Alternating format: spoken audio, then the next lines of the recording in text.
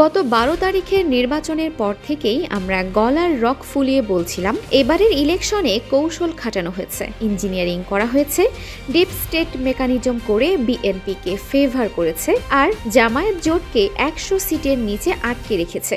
অনেকেই আমাদের কথা বিশ্বাস করেননি, জামায়াতের কথা বিশ্বাস করেননি, কিন্তু আজ খোদ ট্রান্সপারেন্সি ইন্টারন্যাশনাল বাংলাদেশ বা টিআইবি সেই সত্যটাই স্বীকার করে নিল। টিআইবির পর্যবেক্ষণ বলছে, নির্বাচনে জাল ভোট পড়েছে এবং প্রশাসনের একাংশ চরম নিষ্ক্রিয় ছিল। টিআইবি তাদের গবেষণার জন্য দৈব চয়ন পদ্ধতিতে বা র্যান্ডমলি ৭০টি আসন বেছে নিয়েছিল। এর মধ্যে ১৫টি আসনে অর্থাৎ ২১.৪% আসনে এক বা একাধিক জাল ভোট প্রদানের সুস্পষ্ট তথ্য তারা পেয়েছে। ডক্টর ইফতেখারুজ্জামান অবশ্য ক্লিয়ার করেছেন যে এর মানে এই নয় যে জাতীয়ভাবে ২১% জাল ভোট পড়েছে, কিন্তু চিন্তা করুন, র্যান্ডম স্যাম্পলিংয়ে যদি ৫ ভাগের ১ ভাগ আসনে জাল ভোটের প্রমাণ মেলে, তবে পুরো ৩০০ আসনের চিত্রটা কেমন হতে পারে। ভোট তো ডাকাতি হলো, কিন্তু যারা সংসদে গেলেন তাদের কোয়ালিটি কি? টিআইবি বলছে, ত্রয়োদশ সংসদের অর্ধেক সংসদ সদস্যেরই বিশাল দায় বা ঋণ রয়েছে। তাদের মোট দায় বা ঋণের পরিমাণ শুনলে আপনার চোখ কপালে উঠবে। ১১,৩৫৬ কোটি টাকা, যা বিগত ৪ সংসদের তুলনায় সর্বোচ্চ।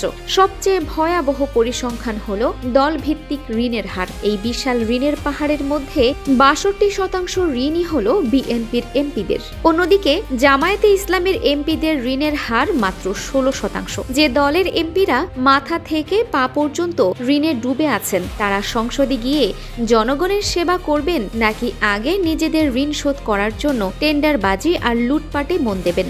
জাতীয় সংসদ হলো আইন প্রণয়নের জায়গা, কিন্তু সেখানে রাজনীতিকদের চেয়ে ব্যবসায়ীদের ভিড় বেশি। টিআইবির তথ্য মতে এবারের সংসদেও ব্যবসায়ী পেশার প্রার্থীরাই সবচেয়ে বেশি, প্রায় ৬০%। যদিও দ্বাদশ সংসদের তুলনায় এটি ৫% কমেছে, কিন্তু নবম সংসদের তুলনায় এখনো ৩% বেশি। সংসদে যখন ৬০% ব্যবসায়ী বসে থাকে, তখন তারা দেশের পলিসি বানায় নিজেদের ব্যবসার লাভের কথা চিন্তা করে। ডিপ স্টেট ঠিক এই জিনিসটাই চেয়েছিল, এমন একটা সংসদ যারা আদর্শের চেয়ে টাকাকে বেশি ভালোবাসে, কারণ ব্যবসায়ীদের খুব সহজেই ব্ল্যাকমেইল বা নিয়ন্ত্রণ করা যায়। জাল ভোটগুলো পড়ল কিভাবে? আসমান থেকে তো আর ব্যালট পড়েনি। টিআইবির রিপোর্ট স্পষ্ট করে বলছে, নির্বাচন আয়োজনে সংশ্লিষ্ট সরকারি কর্মচারীদের, বিশেষ করে প্রশাসনিক ও আইন শৃঙ্খলা রক্ষাকারী বাহিনীর সদস্যদের একাংশের মধ্যে ব্যাপক নিষ্ক্রিয়তা লক্ষণীয় ছিল। তারা সুস্থ ও প্রভাব মুক্ত পরিবেশ নিশ্চিতে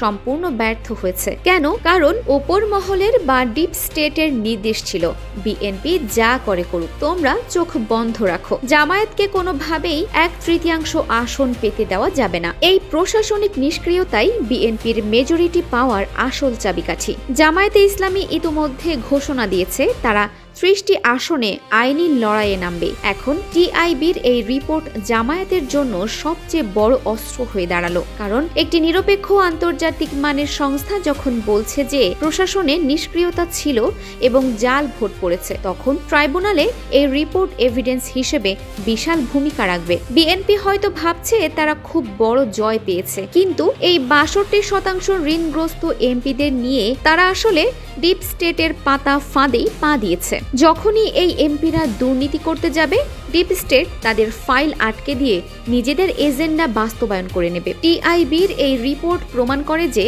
বাংলাদেশের নির্বাচনী ব্যবস্থা এখনো চরম ত্রুটিপূর্ণ। পিআর বা প্রপোর্শনাল রিপ্রেজেন্টেটিভ সিস্টেম ছাড়া এই জাল ভোট, প্রশাসনিক নিষ্ক্রিয়তা এবং কালো টাকার খেলা বন্ধ করা সম্ভব নয়।